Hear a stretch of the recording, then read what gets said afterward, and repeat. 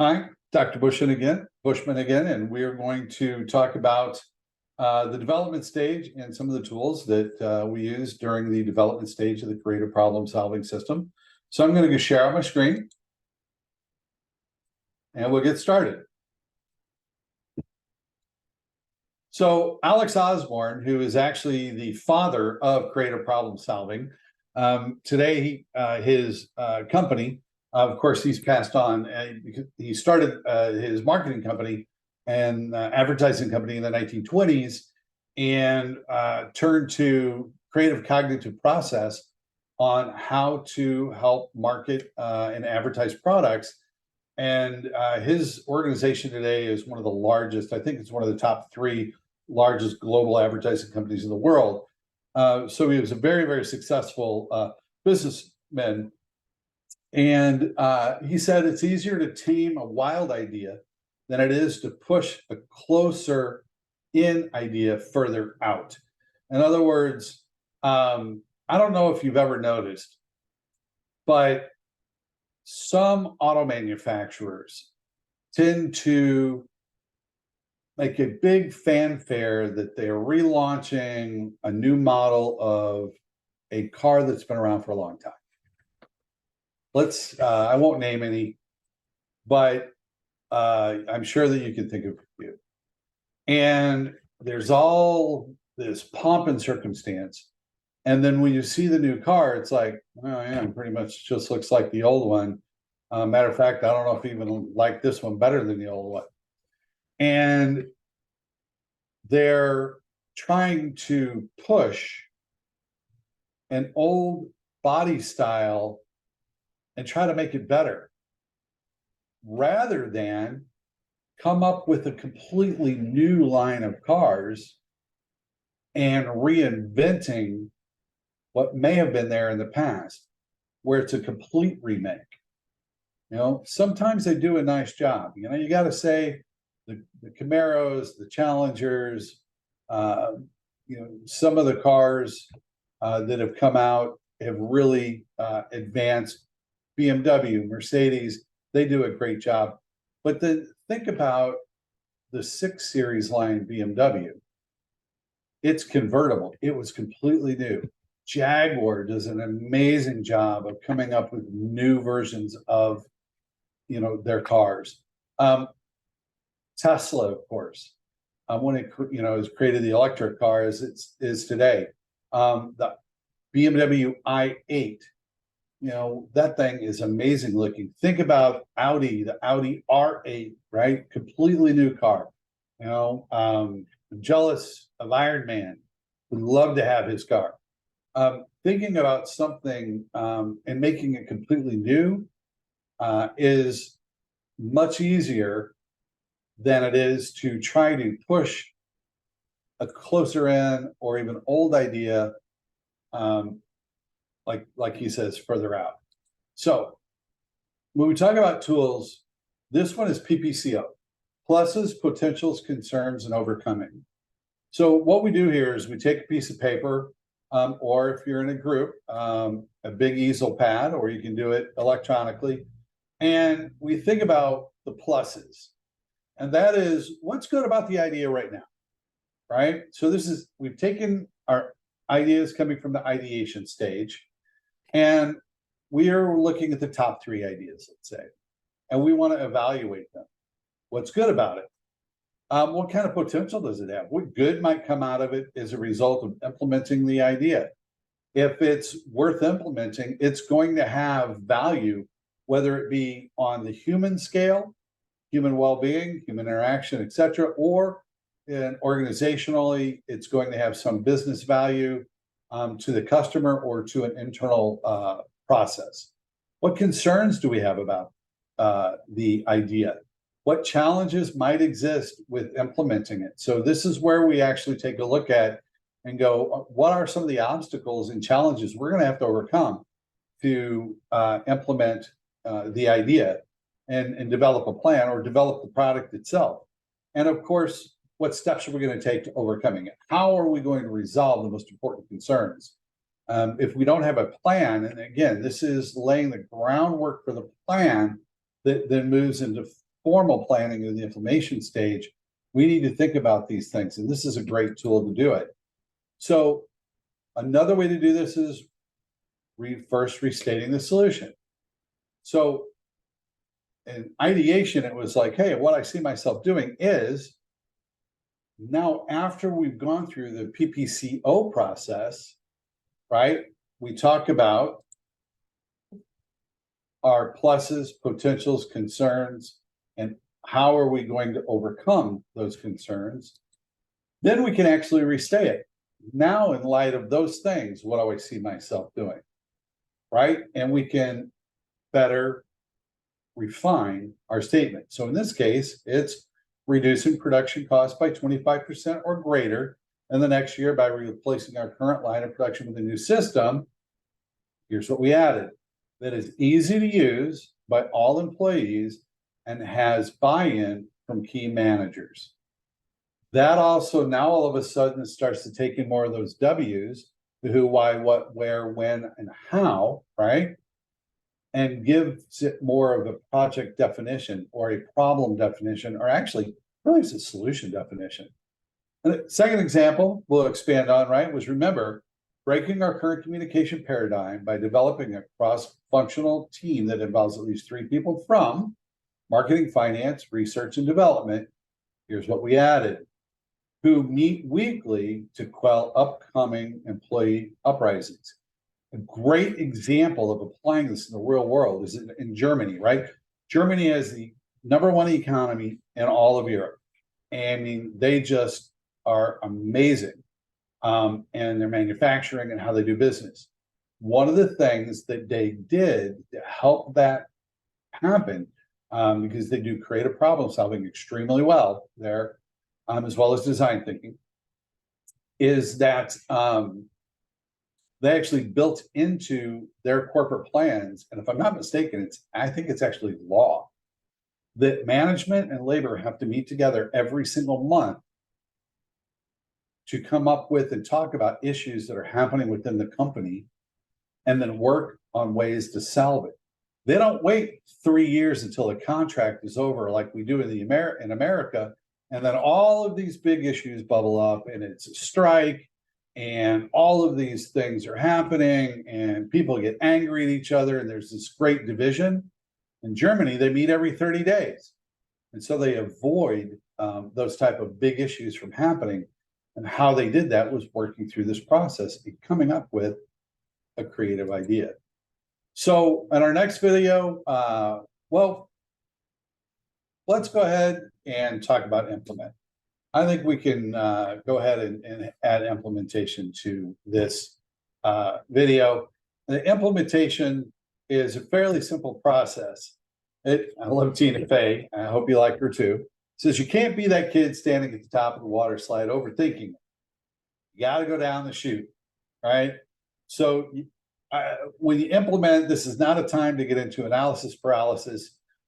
You have to trust that your team has gone through the process. You should have been a part of this. You watch the team, clarify, ideate, develop the best plan and solution that you could come up with.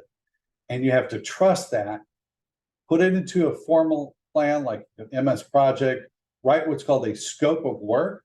A scope of work is actually a formal document that defines what the project is and who's involved, all of the different players, the stakeholders, excuse me, what the goals are, what the timeline is, what resources are needed, costs of the project, and business outcomes. And so it's called a scope of work. So some of the things in that scope of work that you need to be aware of are the who, what, when, where, why, and how. And one of the things that we come up with in the scope of work when we're building a plan is to realize that there are going to be some things that assist us, and there are going to be some things that resist us, and we need to make preparations for that. So we need to ask who are the individuals or groups that are going to help or hinder what we're doing. Who are going to be our sponsors and who are going to be our detractors? What things might help or hinder us so we can make a plan to overcome them. We are going to need to give more time to the ones that are going to be more difficult to accomplish, right? When issues of timing, what might that happen? What happens, for instance, we just had a massive, huge cross-town expressway put in here in the Tampa Bay area, connecting Tampa and St. Petersburg. And it was overdue, months overdue. It just opened. That 50-minute drive, because I live north of St. Petersburg into downtown for work, is now 30 minutes. So for me, the timing of that opening was super important. Now, in a contract, the builder might actually get fined. And I remember a situation in St. Louis when they were building a new bridge across the Mississippi River. And for the first time, the state was doing a project and doing a testing on contracts. And what they did was they built in bonuses for the contractors if they were on time or if they finished early. Of course, they also then had to put in checks and balances to make sure that the work was being done at the same high quality that they expected. But what it did was had an effect on the workers, that's the who, to not string the project out, but go ahead and work harder and be willing to work overtime. And for the company, because they were getting a bonus, they were able to afford the overtime to pay their employees. So everyone won. It was a win-win-win situation. The people in the state won because the project came in on time at high quality. The workers won because they were actually to earn more income in a shorter amount of time. And the company won because it was able to come in on time and keep its reputation and then move on to the next big project. So these things, you see how they kind of come into play in planning. And so the where is, are there any issues with the physical locations? Like when I do workshops, I have to make sure that the physical location that the company wants me to come in has everything that I need and is set up appropriately for the type of meeting that we're going to hold. And if we get 50 people coming and the room holds 25, it's a problem. If we're having a meeting with, let's say, a president's cabinet, it's going to be a smaller environment and in a round table type of environment. Just recently, we did a large presentation, and the room was set up into two halves, and it was very difficult. So we literally had to bring in a third screen and projector. And fortunately, we have our own projector. We always bring it just in case.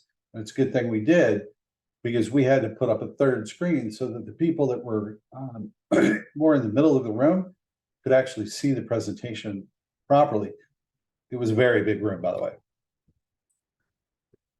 So when we're talking about implementing, there are some action steps that we do need to identify. And we can go through these, what step might you take to put your solution into action? What additional resources do you need to help implement it? How can you inspire people about your solution?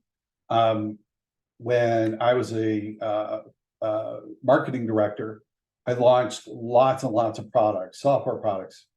And we would do an internal launch. It's called intrapreneurism, excuse me, instead of entrepreneurism, intrapreneurism. And what we would do is I would do an entire marketing campaign to the sales force and all of the managers throughout the United States and North America to get them pumped up about not only selling and talking to our customers about the product, but I would go into not just the features and abilities, but I would talk to them about what problems it solved, why the customers want it, why it was a disruptor in the technology industry, and how it would even uncover unseen issues that companies had so that they could have conversations that no one else was having with their customers. And then we did an external marketing that was customer faced and customer focused. And when we did that, we set company records time and time again with our software launches. So we not only needed to get people, our own people enthused about it, but also our external customers. So, hey, where's the starting point? Stuff that's simple.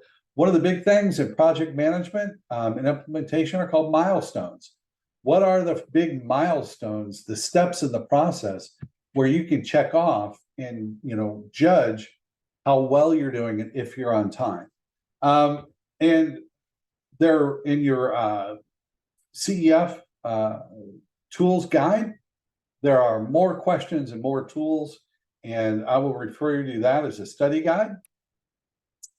And another tool just to do some quick action planning while you're actually in a meeting or facilitating meeting is looking at your short-term, midterm, and long-term goals.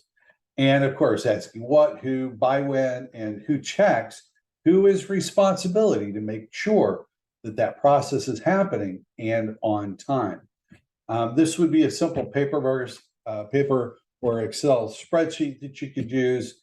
And one of the things is that this one, a question you can ask is, what are you going to do in the next 24 hours, right, to facilitate this? And it's a nice little tool for anybody doing planning, and then you can translate this right into a software package like Microsoft Project. So, all right. So we're going to have exercises and some videos for you to watch and to complete. And of course, even using your mural software or doing some mind maps so that you can actually practice some of the CPS processes. And I hope that the 4 stages make sense and there's some tools. And again, remember, this is all geared to set you up to take the level 1 CPS certification exam at the end of the course. We want you to pass that exam because that is a real professional certification that you go in your portfolio or your CV or your resume. Thanks, and I'm going to stop my share. Take care.